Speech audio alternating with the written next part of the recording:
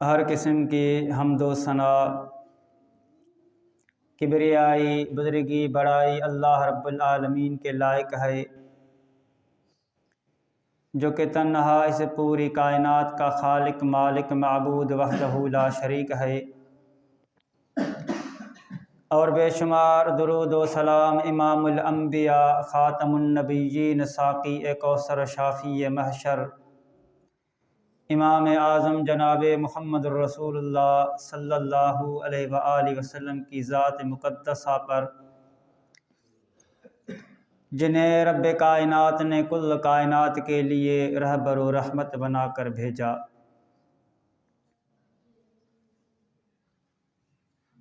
مجھ سے قبل ہمارے پیارے دوست محترم جناب فضیلت الشیخ محمد عمران ربانی حفظہ اللہ تعالی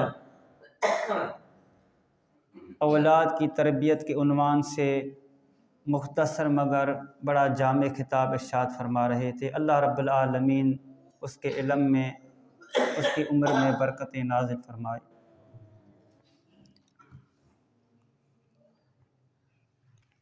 اللہ رب العالمین نے ہم پر بہت سارے احسانات اور نعمتیں کی ہیں۔ اللہ رب العالمین کی نعمتیں ہم پر اتنی ہیں کہ ہم عاجز تو آ سکتے ہیں مگر ان کے نعمتوں کا شمار نہیں کر سکتے۔ اللہ رب العالمین کا فرمان ہے کہ وَإِن تَعُدُّوا نِعْمَةَ اللَّهِ لَا تُحْصُوهَا، اگر تم اللہ رب العالمین کے نعمتوں کو شمار کرنا چاہو شمار نہیں کر سکتے۔ میں کہا کرتا ہوں کہ اگر آدم علیہ السلام سے لے کر آخری پیدا ہونے والا انسان یعنی پوری انسانیت، اس کے ساتھ جن جمع ہو جائیں، اس کے ساتھ فرشتے اور اس کے علاوہ جو اللہ کی مخلوق ہے ایک جگہ پر جمع ہو جائیں اور وہ اسی مشن پر کام کریں کہ اللہ رب العالمین کی جو نعمتیں ان کو شمار کرنا ہے، پوری مخلوق اللہ کی عاجز تو آ سکتی ہے مگر اللہ رب العالمین کے نعمتوں کا شمار نہیں کر سکتی۔ اتنی نعمتیں اللہ رب العالمین کی۔ اللہ رب العالمین کی ان ان گنت نعمتوں میں سے ایک نعمت آپ کی اور میری جوانی بھی ہے۔ یہ بہت بڑی اللہ رب العالمین کی نعمت ہے، مگر بدقسمتی سے ہم نے اس نعمت کو ضائع کیا، اس کی بے قدری کی۔ ہم دیکھتے ہیں کہ کئی نوجوان ایسے ہیں جن کی جوانیاں پتہ نہیں کن کن کاموں میں بسر ہو رہی ہیں، گزر رہی ہیں۔ بہت بڑا المیہ ہے۔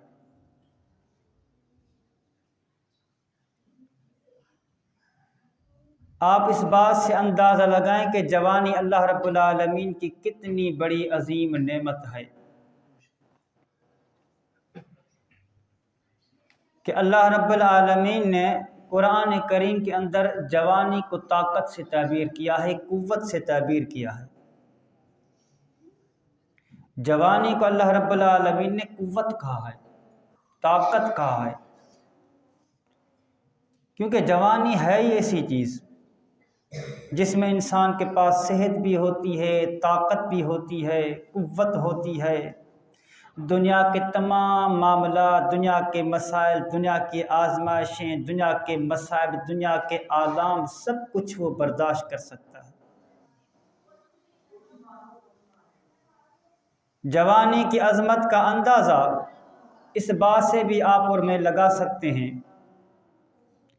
کہ اللہ تعالیٰ نے انسانیت کی رہنمائی کے لیے انبیاء علیہ السلام بھیجے۔ وہ تمام انبیاء کو اللہ تعالیٰ نے تاج نبوت جوانی میں پہنایا۔ کوئی ایک ایسا بھی نبی نہیں ہے جس کو اللہ نے بڑھاپے میں نبوت کے منصب پہ اللہ رب العالمین نے ان کو بٹھایا ہو، نبوت کا منصب اللہ رب العالمین نے ان کو دیا ہو۔ اللہ رب العالمین نے جہاں ابراہیم علیہ السلام کا تذکرہ کیا تو وہیں اللہ رب العالمین نے اس کی جوانی کا تذکرہ کیا۔ اللہ رب العالمین نے جناب یوسف علیہ السلام کا تذکرہ کیا تو اللہ رب العالمین نے اس کی بھی جوانی کا تذکرہ کیا۔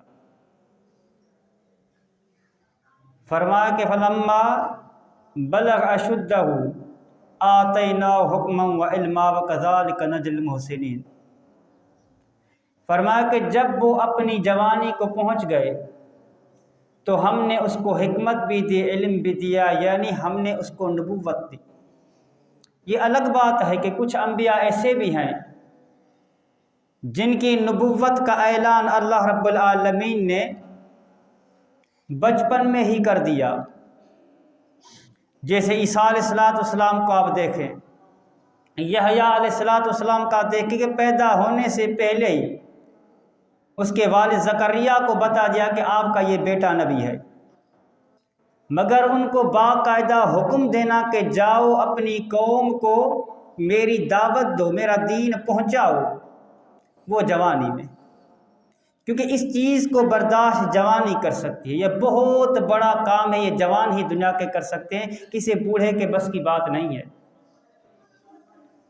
جب جناب موسیٰ علیہ السلام کا تذکرہ کیا تو اللہ رب العالمین نے بھی یہی الفاظ بعین ہی کہ جب وہ جوانی کو پہنچ کے وستوا اور عقل میں پختہ ہو گئے، ہم نے اس کو حکمت بھی دی، اس کو علم بھی دیا، ہم اسی طرح نیکوکاروں کو جزا دیتے ہیں۔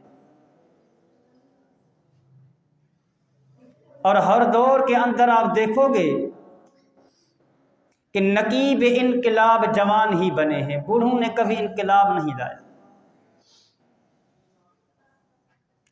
اللہ رب العالمین نے اصحاب کہف کا تذکرہ کیا تو بھی ان کی جوانی کا تذکرہ کیا، فرمایا کہ یہ کچھ نوجوان تھے جو اپنے رب پر ایمان لے آئے تھے،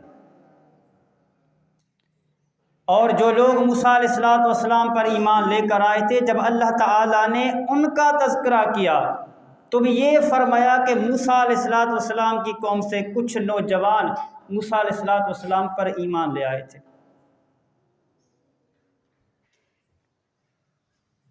تو یہ جوانی اللہ رب العالمین کی بہت بڑی عظیم نعمت ہے۔ اس جوانی کا اندازہ یا اس جوانی کی قدر و قیمت آپ ان بزرگوں سے پوچھو جن کی جوانی کا سورج غروب ہو چکا ہے، جن کی قوتیں سلب ہو چکی ہیں، جن کو بیماریوں نے گھیر رکھا ہے،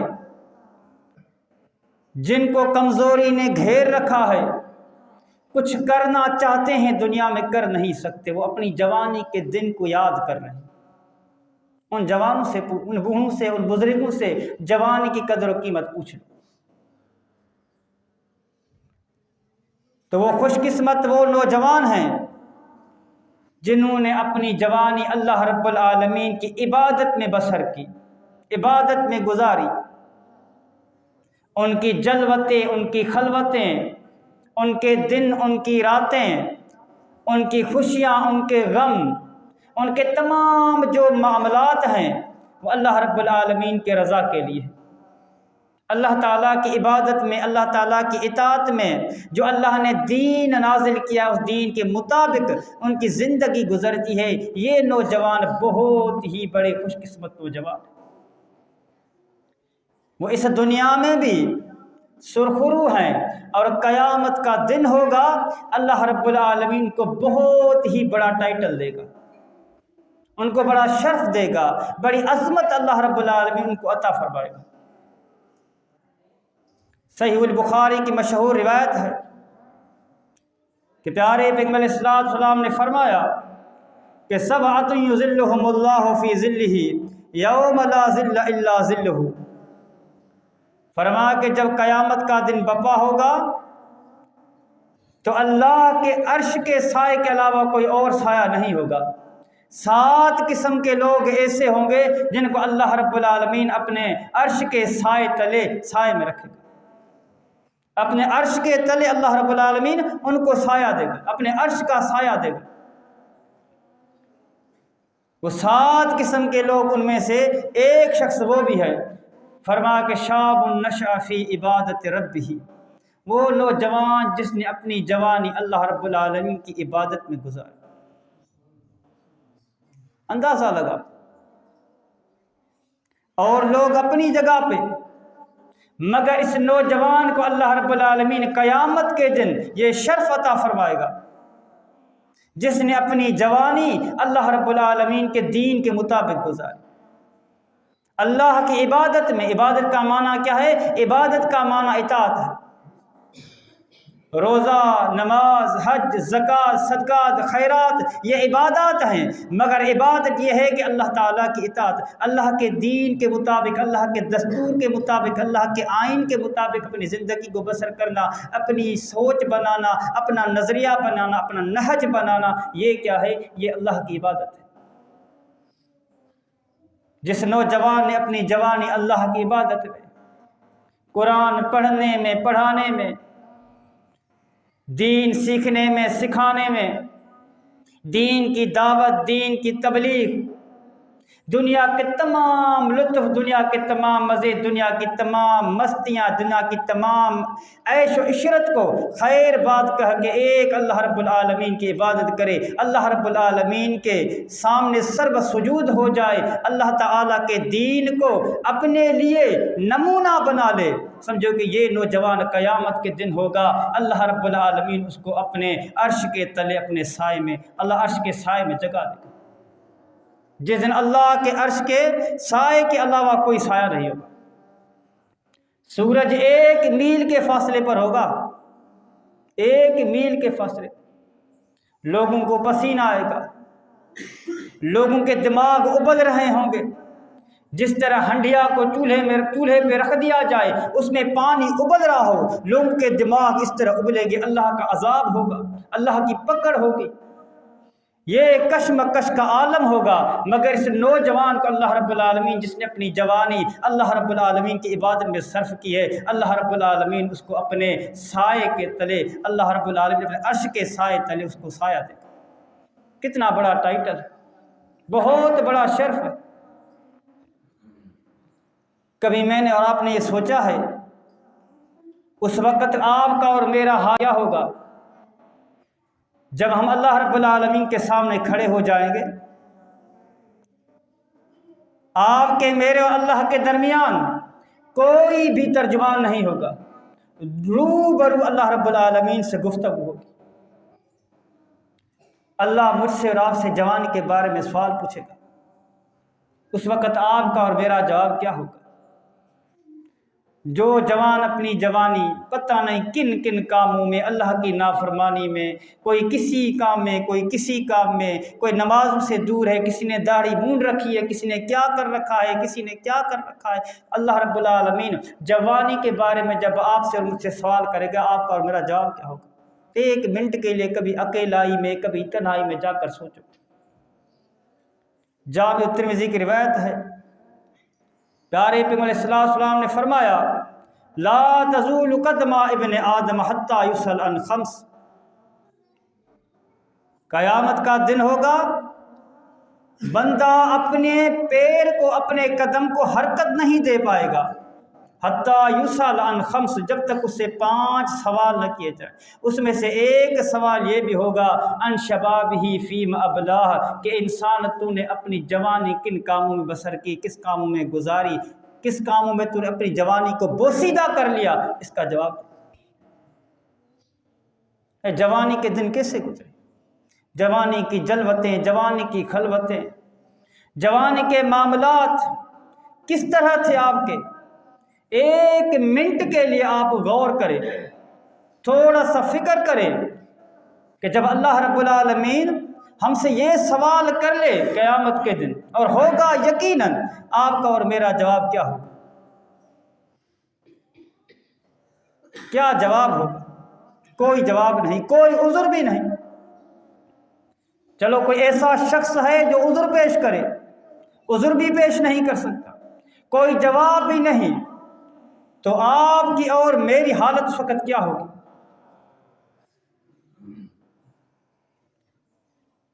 یہ جوانی اللہ رب العالمین کی عظیم نعمت ہے، اس کی قدر کرنی چاہیے۔ اسی میں جتنا ہو سکے اللہ رب العالمین کی عبادت، جتنا ہو سکے اللہ رب العالمین کی دین کی خدمت کے لیے اپنے آپ کو لگا لو۔ امام ابو عبداللہ محمد بن عبداللہ النساپوری، امام حاکم مشہور ہیں، اس کی کتاب ہے المستدرک علی الصحیحین للحاکم، مشہور کتاب ہے۔ اسے صحیح سند کے ساتھ روایت نقل کی جناب عبداللہ بن عباس رضی اللہ تعالیٰ عنہما سے۔ عبداللہ بن عباس رضی اللہ تعالیٰ عنہما فرماتے ہیں کہ ایک اعرابی شخص اللہ کے رسول کے پاس آئے، رسول اللہ صلی اللہ علیہ وسلم اس کو کچھ نصیحتیں کر رہے تھے۔ نصیحتیں کیا تھی؟ پیارے پیغمبر علیہ السلام فرما رہے تھے کہ اغتنم خمسن قبل خمسن، پانچ چیزوں سے پہلے پانچ چیزوں کو غنیمت سمجھو، موقع سمجھو، کچھ کرنے کے لیے ٹائم سمجھو۔ اس میں سے ایک چیز یہ بھی تھی اغتنم خمسن قبل خمسن شبابک قبل حرمک، اپنی جوانی کو اپنے بوڑھاپے سے پہلے موقع سمجھو، غنیمت سمجھو، کیونکہ جو کچھ انسان جوانی میں کر سکتا ہے وہ بوڑھاپے میں نہیں کر سکتا۔ ہمارے اسلاف کو دیکھو، ان کی جوانیاں کس طرح گزر گئی۔ ہشام بن حسان رحمہ اللہ، یہ حفصہ بنت سیرین تابعہ ایک عورت ہے، اس کے شاگرد ہیں۔ حفصہ بنت سیرین ایک تابعہ عورت ہے جو 101 ہجری میں فوت ہو گئی تھی، 32 ہجری میں پیدا ہوئی، بڑی عظیم محدثہ، لوگ آتے اس سے علم حدیث لیتے۔ امام ذہبی رحمہ اللہ اس کی کتاب تاریخ الاسلام اس حفصہ بنت سیرین کا تذکرہ کرتے ہوئے لکھتے ہیں، کانت عدیمۃ النظیر فی نساء وقتها، صادقتاً فقیہتاً فاضلتاً کبیرۃ القدر، کہتے یہ اپنے وقت کی عورتوں میں بے مثال عورت تھی، فقیہہ تھی، فاضلہ تھی، عابدہ تھی، زہد و ورع کی پتلی تھی، علم بردار تھی، تقویٰ کی۔ یہ نوجوانوں کو نصیحت کیا کرتی تھی۔ اس کے شاگرد ہشام بن حسان رحمہ اللہ فرماتے ہیں کہ ہماری استاد محدثہ حفصہ بنت سیرین ہمیں یہ نصیحت کیا کرتی تھی، یا معشر الشباب خذوا من انفسکم وانتم شباب، اے نوجوانو جوانی میں عمل کر لو، جوانی میں عمل کر لو، نیکیاں کر لو۔ فإنی ما رأیت العمل الا فی الشباب، کہ جوانی میں جو بندہ عمل کر سکتا ہے وہ بوڑھاپے میں نہیں کر سکتا۔ ایسا عمل میں نے نہیں دیکھا جو بندہ جوانی میں عمل کر سکے، ایسا عمل میں نے کوئی نہیں سکا، جوانی جیسے عمل جیسا میں نے کوئی عمل نہیں دیکھا۔ اور یاد رکھو، وہ لوگ جو جوانی میں اللہ رب العالمین کی عبادت کرتے ہیں، اللہ رب العالمین ان کو بڑھاپے میں بھی سرخرو رکھتے ہیں، بڑھاپا اللہ رب العالمین ان کا امر بنا دیتے ہیں۔ آپ دیکھ لو، آج ہم دیکھتے ہیں، اللہ رحم کرے، آپ نے بھی دیکھا ہوگا، ہمارے پاس کئی بوڑھے یہ شکایت لے کر آتے کہ میری گھر میں نہیں چلتی، اور واقعتاً نہیں چلتی۔ اولاد کی مرضی ہے جس طرح وہ کرے، اس کی گھر والی کی مرضی ہے جس طرح وہ کرے، ان کی بیٹی کی مرضی ہے جس طرح کرے، اس کا بیٹا جس طرح کرے، اس کی بہویں جس طرح کرے، میری کوئی نہیں چلتی، اور واقعتاً چلتی بھی نہیں، اس سے پورا گھر بیزار، کیونکہ اس کی عجیب و غریب حرکات بڑھاپے کے اندر شروع ہو جاتی۔ یہ ایک حادثہ ہے۔ اور ہم اپنے معاشرے میں اس کو کثرت سے دیکھ رہے ہیں، مگر آپ نے کسی عالم دین کی ایسی حالت نہیں دیکھی ہوگی، کسی قاری قرآن کی آپ نے ایسی حالت نہیں دیکھی ہوگی۔ جس طرح اس کی عمر بڑی ہوتی ہے، اس کی فقاہت میں، اس کے علم میں، اس کے عقل میں، اس کے شعور میں، اس کے فہم میں اضافہ در اضافہ ہوتا چلا جاتا ہے۔ اللہ رب العالمین نے کلام مقدس کے اندر سورۃ التین کے اندر کیا فرمایا؟ فرمایا کہ والتین والزیتون وطور سینین وہذا البلد الامین،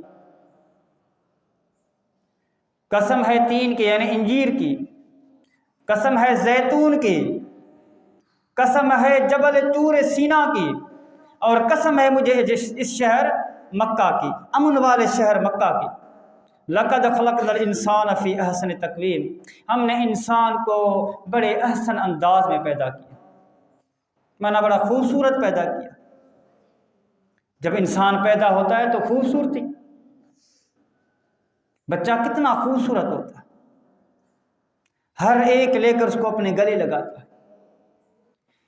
یہ خوبصورتی آہستہ آہستہ بڑھتی رہتی ہے، جس سے بچہ بڑا ہوتا ہے، جب وہ اپنے جوانی کو پہنچ جاتا ہے، اس کی خوبصورتی میں اور اس کی جلوت میں آپ دیکھتے ہیں کہ اور اضافہ ہو جاتا ہے۔ اس کی جوانی کے جلوے ہر طرف روشنی پھیلا رہے ہوتے ہیں، لوگوں کو بڑے احسن انداز میں اس کا ملنا، اس کی باتیں، اس کا مسکرانا، اس کے معاملات کتنے اچھے لگتے ہیں، ہر طرف عزت، کتنے معاملات بہتر ہوتے ہیں۔ اللہ رب العالمین نے فرمایا کہ ثم رددناہ اسفل سافلین، اس کے بعد ہم انسان کو بالکل نیچے سے نیچے لے جاتے ہیں، اسفل سافلین، بالکل نیچے سے نیچے لے جاتے ہیں، اس کو پھینک دیتے ہیں پستی میں۔ اس پستی کا معنی کیا ہے؟ مفسر قرآن جناب عبداللہ بن عباس رضی اللہ تعالی عنہما، جو پیارے پیغمبر علیہ السلام کے کزن ہیں، چچا زاد بھائی، جس کے لیے پیارے پیغمبر نے دعا کی تھی کہ اللہم فقہہ فی الدین، اللہ تو عبداللہ بن عباس رضی اللہ تعالیٰ عنہما کو دین کا فقیہ بنا، دین کی سمجھ دے، اور واقع دین کے فقیہ تھے، مفسر قرآن تھے۔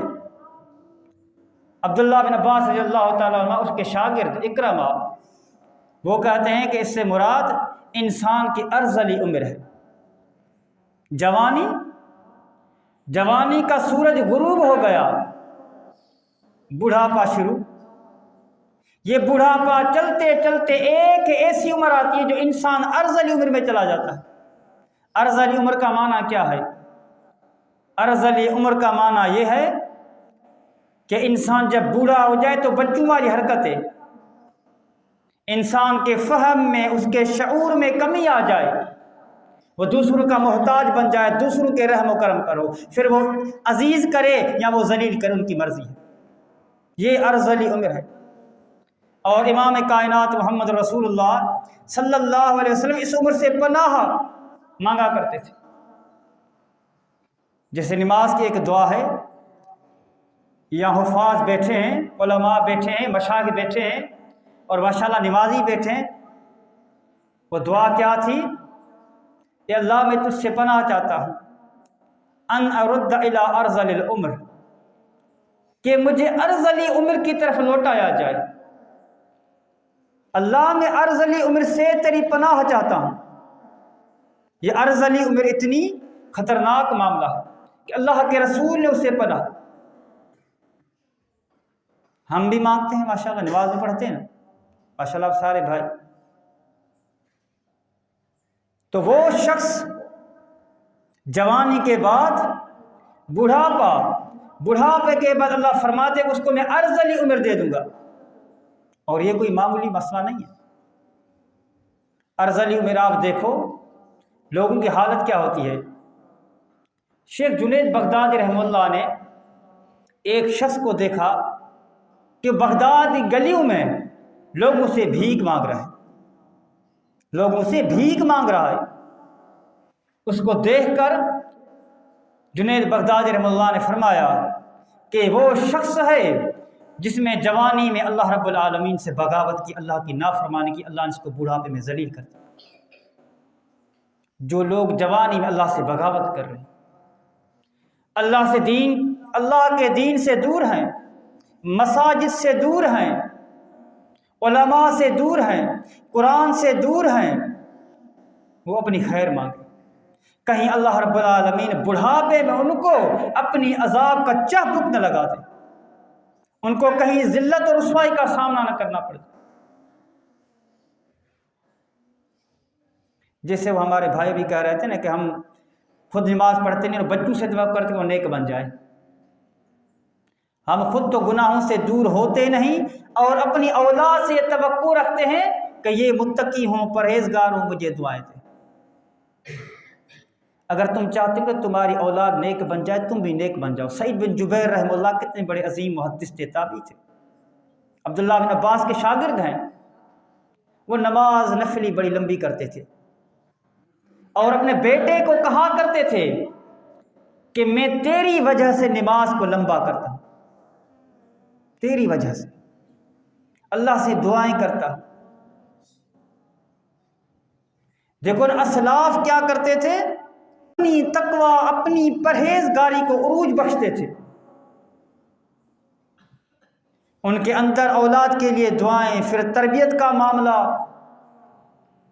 آج ہم کچھ نہیں کرتے اور اپنی اولاد سے، اپنے بیٹوں سے، اپنی بیٹیوں سے توقع رکھتے ہیں کہ یہ نیک بن جائیں، یہ قاری بن جائیں، یہ عالم بن جائیں، یہ حافظ بن جائیں، یہ بڑے دین کے مبلغ اور داعی بن جائیں، اور میں سگریٹ کش لگاتا رہوں۔ ایسا نہیں ہو سکتا،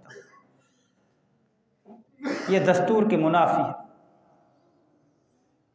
تو میں عرض کر رہا تھا کہ جو جوانی کے اندر اللہ تعالیٰ کو راضی رکھے، اس کا بڑھاپا امر بن جائے گا، اس کے بڑھاپے میں اللہ رب العالمین اس کو سرخرو کرے گا، اور اللہ رب العالمین کا فرمان کہ ہم انسان کو بالکل نیچے سے نیچے پھینک دیں گے، منع ارذل عمر میں لے جائیں گے۔ آگے اللہ نے کیا فرمایا کہ الا الذین آمنوا وعملوا الصالحات فلہم اجر غیر ممنون، مگر جن لوگوں نے نیک ایمان لے آئے اور نیک اعمال کرتے رہے، جن کی زندگی، جن کی جوانی صحیح عقیدے، صحیح نہج اعمال صالحہ کے سانچے میں ڈھل گئی، اللہ فرماتے ہیں کہ فلہم اجر غیر ممنون، ان کے لیے نہ منقطع ہونے والا مسلسل اجر ہے، اجر کا سلسلہ ان کے لیے جاری رہے گا۔ اس کی دو معنی ہیں، اس کی دو معنی ہیں۔ ایک یہ کہ اگر کسی بیماری کی وجہ سے امر الہی آ جائے، وہ بوڑھا ہو جائے، نمازیں نہیں پڑھ رہا، مثال کے طور پہ نفلی نماز پہلے پڑھا کرتا تھا، آج بوڑھاپا آ گیا، بیماری گھیر گئی، کمزوری ہو گئی، تہجد نہیں پڑھ سکتا، اس کے لیے تہجد کا ثواب لکھا جائے گا۔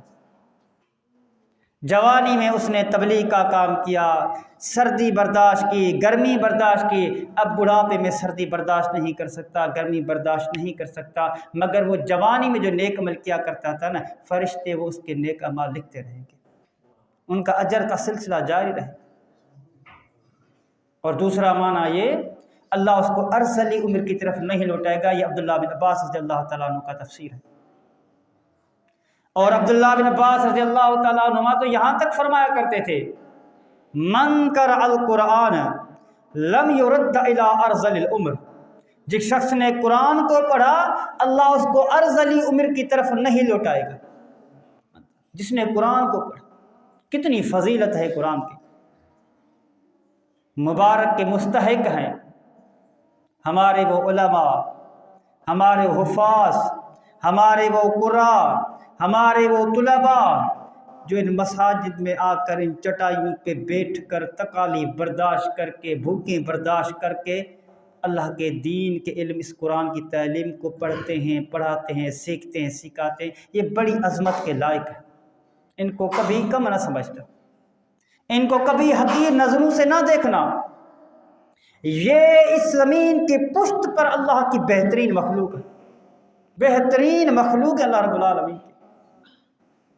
ہم نے ان کے سر پر اگر میلی ٹوپی دیکھ کر حقیقی نظروں سے دیکھا یہ ہماری حماقت ہے، ان کے پاؤں میں اگر ہم نے کوئی پھٹی ہوئی چپل دیکھ کر اس کو حقیر نظروں سے دیکھا یہ ہماری حماقت ہے۔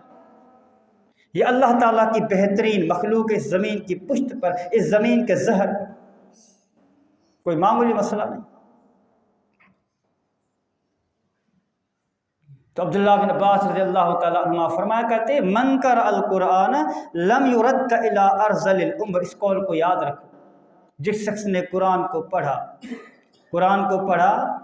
اپنے سینے میں قرآن کو محفوظ کیا، اس پہ عمل کیا، اسی کے مطابق عقیدہ، اسی کے مطابق نہج، اسی کے مطابق اپنی جلوتیں خلوتیں اللہ کے دین کو اپنے دل سے لگا لیا، اللہ اس کو کبھی ارذل عمر کی طرف نہیں لوٹائے گا، اگرچہ اس کی عمر 100 سال سے تجاوز کیوں نہ کر جائے۔ آج ہمارے جوانوں کی جوانیاں کہاں گزر رہی ہیں؟ فیس بک پر، حافظ صاحب یوٹیوب پر، ہیڈ فون کانوں میں لگا ہوا ہے، رات گزر گئی موسیقی کی آواز گونجتی رہی کانوں میں، فجر کی نماز نہیں پڑھی۔ ہمارے نوجوان کیا، کسی کے منہ میں ہم دیکھتے پان ہے، کسی کے منہ میں گٹکا ہے، تو کوئی کیا کھا رہا ہے، کوئی سگریٹ پی رہا ہے، کسی نے داڑھی مونڈ رکھی ہے۔ ابھی جوانی کے 25-30 سال گزرتے ہیں، سر سفید ہو جاتا ہے، عجیب غریب شکل بن جاتی ہے، بوڑھا نظر آ رہا ہوتا ہے۔ اللہ اکبر، یہ گناہ ہے نا، گناہ، یہ بھی انسان کی جوانی کو تباہ کر دیتے۔ یاد رکھو، تمہاری خوبصورتی کو، تمہارے حسن کو، تمہارے جمال کو یہ ختم کر دیتے ہیں گناہ۔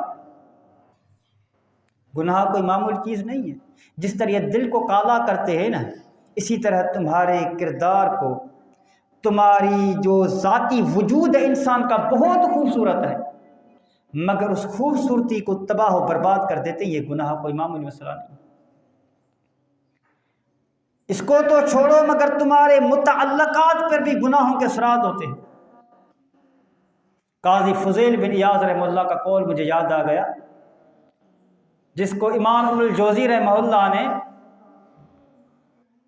اس کی کتاب ہے الجواب الکافی، نہیں ابن القیم جوزی رحمہ اللہ کی کتاب ہے الجواب الکافی لمن سأل عن الدواء الشافی، یہ کتاب پڑھنے جیسی ہے، مترجم ہے اردو کے اندر۔ ماشاء اللہ یہاں اردو دان بیٹھے، یہ کتاب لے کے پڑھ لو اور دیکھو کہ یہ گناہ اس معاشرے کو کس طرح تباہ و برباد کر رہے ہیں۔ آج لوگ شکایتیں کرتے ہیں نا، گھر میں برکت نہیں ہے، سارے گھر کے افراد کماتے ہیں، ہماری پوری نہیں ہوتی، یار سب کچھ ہے میرے پاس، دل میں سکون نہیں ہے، بنگلہ ہے، گاڑی ہے، کار ہے، اولاد ہے، جو زندگی کی ضروریات ہیں، جو انسان چاہتا ہے کہ میرے پاس وہ سب کچھ ہے، مگر اس کے باوجود نیند نہیں آتی، رات کو ریووٹل کی گولی یا ڈائزیپام کی گولی کھا کے سوتا ہوں، ڈاکٹر صاحب کچھ کرو میرا۔ ابھی کچھ دنوں کے بعد میرے پاس ایک بندہ آیا، اللہ رحم کرے، وہ کہتا ہے کہ ڈاکٹر صاحب مجھے 10 سال کوئی ہو گئے، مجھے ہنسی نہیں آتی، اور وہ گاڑی پر آتا تھا تقریباً 30 لاکھ کی گاڑی، بڑا زمیندار بندہ۔ اندازہ لگاؤ لوگ کہاں ہیں۔ اگر ہم نے اللہ کو بھلا دیا نا، اللہ بھی ہمیں بھول جاتا ہے، یاد رکھو، اللہ بھی ہمیں بھلا دیتا ہے۔ تو قاضی فضیل بن ایاض رحمہ اللہ، اس کا ایک قول نقل کیا ہے الجواب الکافی لمن سأل عن الدواء الشافی کے اندر، اس کی کتاب ابن القیم جوزی رحمہ اللہ کی۔ وہ کہتے ہیں کہ لا اعصی اللہ الا وجدت ذلک فی خلق دابتی وامرأتی، اس قول کو یاد رکھو۔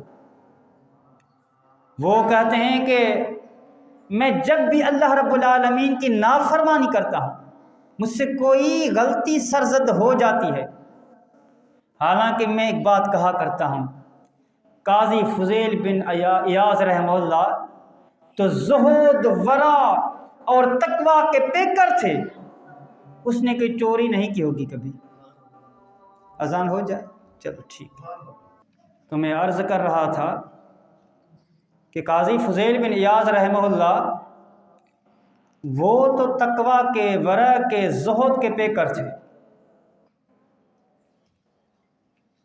اس نے کبھی کوئی ڈاکہ نہیں ڈالا ہوگا، کوئی چوری نہیں کی ہوگی، اس نے نہ کسی کو گالی دی ہوگی، نہ کسی کی غیبت کی ہوگی۔ ہمارے تو اللہ رحم کرے اور کچھ نہیں کرتے، غیبت تو ہمارا زیور بن چکی ہے، اللہ رحم کرے۔ جہاں پہ 4 بندے اکٹھے ہو جائیں گے کسی کے کیڑے نکال دیں۔ تو اس نے اتنا کوئی بڑا گناہ نہیں کیا ہوگا۔ ابراہیم بن اشعث رحمہ اللہ فرمایا کرتے تھے کہ قاضی فضیل بن ایاز رحمہ اللہ کے سامنے جب بھی اللہ تعالیٰ کی آیات تلاوت کی جاتی تھی، قرآن پڑھا جاتا تھا، تو اس کے دل پہ رقت طاری ہو جاتی، اس کے آنکھوں سے آنسو جاری ہو جاتے اور ہسکیاں بھر بھر کے وہ روتے تھے، اور جو لوگ اس کے ساتھ ہوتے تھے ان کو بھی اس پر رحم آنا شروع ہو جاتا تھا۔ گویا قرآن کریم کی وہ آیت جس میں اللہ رب العالمین فرماتے کہ انما المؤمنون الذین اذا ذکر اللہ وجلت قلوبہم، کہ مومن تو وہ ہیں جن کے سامنے اللہ کا تذکرہ کیا جائے تو ان کے دل اللہ کے خوف سے کانپ اٹھتے ہیں۔ قاضی فضیل بن ایاز رحمہ اللہ وہ شخصیت ہے۔ عبداللہ بن مبارک فرمایا کرتے تھے کہ لا یبقى علی ظہر الارض عندی افضل من الفضیل۔ عبداللہ بن مبارک کہا کرتے تھے کہ میرے نزدیک اس وقت زمین کی پشت پر قاضی فضیل بن ایاز رحمہ اللہ سے کوئی افضل نہیں۔ اتنے بڑے عظیم محدث جن کی جلوتیں خلوتیں تقویٰ کے اندر گزری، اس سے کیا غلطی، کوئی معمولی سی غلطی ہوتی ہوگی جس کو ہم کاؤنٹ بھی نہیں کرتے، ہم اس کو محسوس بھی نہیں کرتے، مگر ہمارے اسلاف غلطی کو محسوس بھی کرتے تھے اور غلطی کے اثرات جو ہیں ان کو بھی محسوس کرتے تھے۔ یہ ان کے ایمان کا نور تھا، یہ ایمان کا نور تھا جس کی بنیاد پر ان کا ایمان اتنی بلندیوں پر تھا۔ آج ہمارے ایمان کو گناہوں نے لپیٹ دیا ہے، اللہ رحم کرے ہمارے حال پر۔ تو فرمایا کرتے کہ لا آس اللہ الا وجدت ذلک فی خلق دابتی وامرأتی، جب بھی مجھ سے کوئی خطا ہو جاتی ہے تو اس خطا کا اثر، اس گناہ کا اثر میں اپنی سواری اور اپنی گھر والی کے اخلاق میں محسوس کرتا ہوں، اس کے کردار میں محسوس کرتا ہوں۔ آج ہمارے نوجوان کہتے ہیں میری گھر والی سے نہیں بنتی، شادی ہوئی طلاقیں ہو گئی۔ اگر کسی کا گاڑی چل بھی رہی ہے تو محبت والا معاملہ نہیں ہے۔ بیوی شکایت کرتی ہے کہ مجھے شوہر اچھا نہیں لگتا، شوہر شکایت کرتا ہے کہ بیوی مجھ سے بنتی نہیں ہے، میری بیوی سے بنتی نہیں ہے۔ کیونکہ ہم ایکچولی ڈاکٹر ہیں، اللہ رحم کرے، ہمارے پاس ایسے کیس آ جاتے ہیں جن کی ہسٹری لیتے ہیں تو پتہ ہی چلتا ہے کہ ڈپریشن کیا ہے کہ شوہر اچھا نہیں لگتا۔ اللہ رحم کرے اس کے ساتھ کبھی اس ہماری نوجوان بہن نے یا اس نوجوان بھائی نے سوچا کہ میں اللہ کا کتنا نافرمان ہوں، کتنا فرمان بردار ہوں۔ تو میں عرض کر رہا تھا کہ یہ جو جوانی ہے جس کی اللہ کی عبادت میں گزر گئے، اللہ اس کے بڑھاپے کو امر بنا دے گا۔ اور ایسے لوگ ہم نے دیکھے ہیں، آپ نے ایک نام سنا ہوگا علامہ محمد حیات لاشاری رحمہ اللہ، اللہ اس کے اوپر بے شمار رحمتوں کی بارش برسائے، آج بھی وہ ہمارے دلوں میں بستے ہیں۔ اس ناچیز نے 1 سال تک یا 9 ماہ تک، اتنا عرصہ ہوگا مجھے یاد نہیں ہے، 2003 یا 2004 کی بات ہے، اس کی خدمت کی۔ صبح دودھ میں اس کو گرم کر کے دیتا، رات کو گرم کر کے دیتا، دوپہر اس کو روٹی کھلاتا۔ اس وقت اس کی عمر 130 سال تھی، 130 سال اس کی عمر، کوئی معمولی مسئلہ نہیں۔ اللہ گواہ ہے، اس کی آنکھوں کی جو روشنی تھی، بصارت تھی، قوت بصارت اس میں بالکل نقص نہیں تھا۔ اس کا جسم بالکل مضبوط ہے، کھانا پینا بالکل ٹائٹ۔ کہ ایکسیڈنٹ میں اس کی رانت سے یہ ٹانگ ٹوٹ گئی تھی، ہڈی ٹوٹ گئی تھی، علیحدہ بات ہے، تھوڑے معذور تھے۔ باقی آپ اس کی جسم کو دیکھو، بڑی بات ہے، اس کے عقل میں، شعور میں، فہم میں کوئی نقص، کوئی کمی نہیں تھی۔ اور حافظ صاحب وہ کتاب ہے نا امام ابن حزم کی المحلہ، اس کی لکھائی بھی بڑی باریک ہے، مگر وہ بالکل یوں پکڑتے کتاب کو اس طرح پڑھتے تھے۔ یہ ہم نے آنکھوں دیکھا منظر۔ اس کا بیٹا نافرمان اپنی جگہ پر تھا، مگر کئی لوگ آتے اس سے اجازت الروایہ لیتے اور اس سے اپنی سند لیتے، اسے سند لیتے اپنی۔ کوئی ایک حدیث پڑھی، کئی لوگ آتے، کئی لوگ اس سے محبت کرتے تھے، آج بھی محبت کرتے۔ اللہ نے اس کو ایسی روحانی اولاد عطا کی، اس کو اپنا بیٹا یاد تک بھی نہیں تھا۔ اندازہ لگاؤ، منا اللہ ایسے شخص کو کبھی کسی کا محتاج نہیں کرے گا جس نے جوانی میں اللہ کے دین کے ساتھ جڑا رہا، اپنی جوانی کا تعلق دین کے ساتھ رکھا۔ ٹائم ہونے والا ہے، میں آخری بات کہوں گا آپ سے۔ ابھی بھی آپ دیکھو نا، ہمارے امیر محترم علامہ عبداللہ ناصر رحمانی حفظہ اللہ، کیا عمر ہے اس کی، کتنے بڑے بڑے سفر ہیں اس کے، کبھی غور کیا ہے؟ کتنے بڑے بڑے لمبے لمبے طویل سفر ہیں۔ شیخ عبدالسلام بھٹوی حفظہ اللہ، اس کو آپ دیکھو، کتنی بڑی عمر ہے، آج صحیح بخاری پڑھا رہے ہیں۔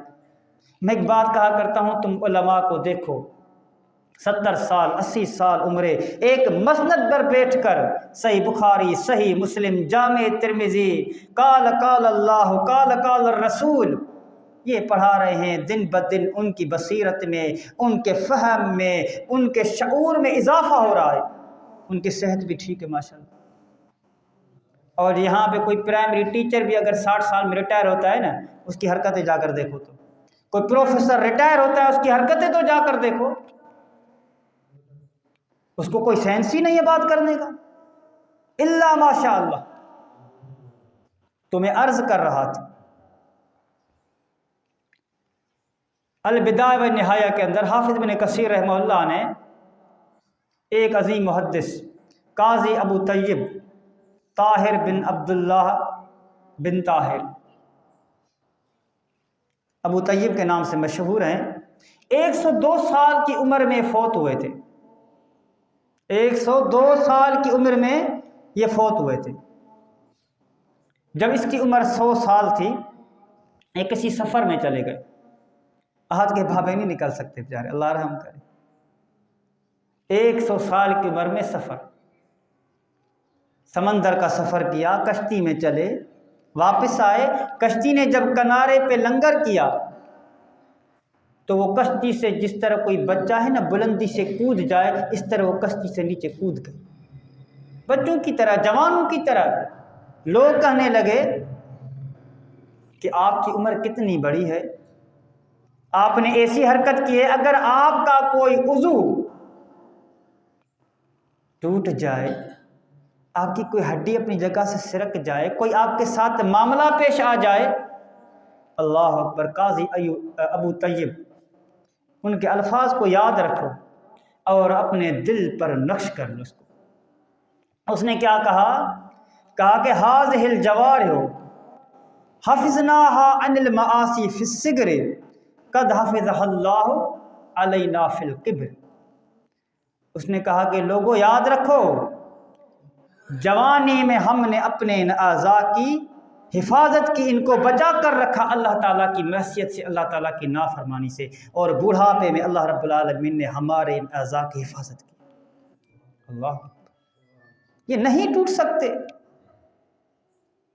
یہ ہو ہی نہیں سکتا کہ اللہ مجھے بڑھاپے کے اندر محتاج بنا لے، نہیں۔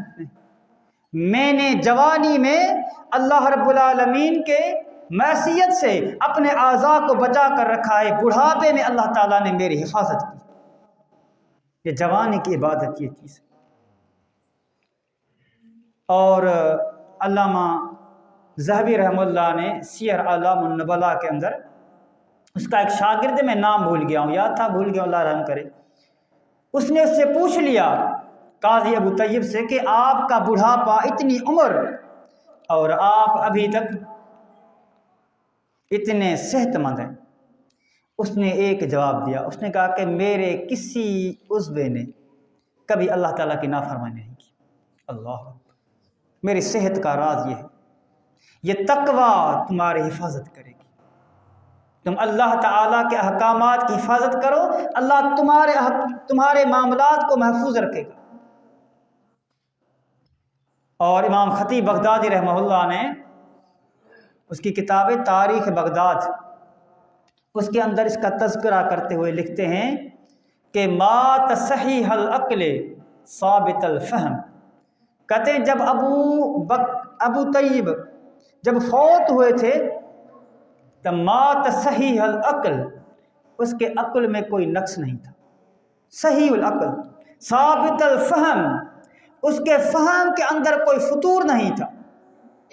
اتنی بڑی عمر اللہ نے اس کو ارذلی عمر سے بچایا، ورنہ ہماری سندھی میں کہاوت ہے کہ 80 مت کھسی، پتہ نہیں اردو میں ہے یا پنجابی ہے نہیں، کہتے کہ 80 کے بعد بندے کی مت گئی، وہ بوڑھا ہو گیا، اب اس کے کام الٹی گنتی شروع، مگر 100 سال کے، اور ہمارے اسلاف دیکھو، قاضی یہ امام سوید بن غفلہ رحمہ اللہ 120 سال کی عمر میں کوفے کے اندر تراویح پڑھاتے تھے۔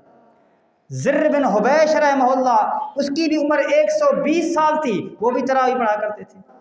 ابو عثمان نہدی رحمہ اللہ 130 سال کی عمر میں علم حدیث پڑھایا کرتے تھے، لوگوں کو حدیث سنایا کرتے تھے، لوگوں سے حدیث لیا کرتے تھے۔ اتنی بڑی عمر حدیث پڑھا رہے ہیں، اتنا شعور، اتنا حافظہ، کمال کا۔ ہاں اللہ رحم کرے، ہمارے نوجوان کو دیکھو شکایت کرتے ہیں کہ حافظہ نہیں ہے، قرآن پڑھا مگر یاد نہیں ہوا، کیا کروں۔ اللہ کے بندو سوچو، تم نے اللہ رب العالمین سے تعلق کتنا جوڑا۔ یہ دیکھو نا، قرآن کریم اللہ کی کتاب ہے، یہاں پہ نوجوان بیٹھے ہوئے ہیں جو اس شعبہ سے منسلک ہیں، ان کے لیے کہوں گا کہ دیکھو یہ قرآن اللہ تعالیٰ کی کتاب ہے، یہ نور ہے، وہ بھی ایسے دل میں جگا دے گی اور دل بالکل پاک و صاف، اس کے اندر اخلاص ہو، گناہوں کی غلاظت سے وہ دل آلودہ نہ ہو، تو ایک تمہارا حافظہ بڑھتا ہے کہ نہیں بڑھتا؟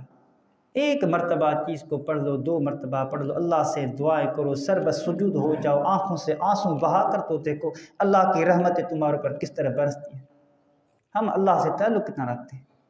میں اسی پہ اکتفا کروں گا، جو کچھ میں نے بیان کیا اور آپ نے سنا۔ اعظم صاحب نہیں پہنچے صحیح، چلو اللہ رب العالمین ہم سب کو اس پر عمل کرنے کی توفیق عطا فرمائے، ہمارے نوجوان کو اللہ رب العالمین نقیب انقلاب بنا دے، اللہ رب العالمین کو دین کا سچا داعی مبلغ، اور اللہ رب العالمین ان کو زہد ورع تقوی کا علم بردار بنا لے، اللہ رب العالمین ہم سب پر رحم کرے۔ الحمدللہ رب العالمین الرحمن الرحیم مالک یوم الدین،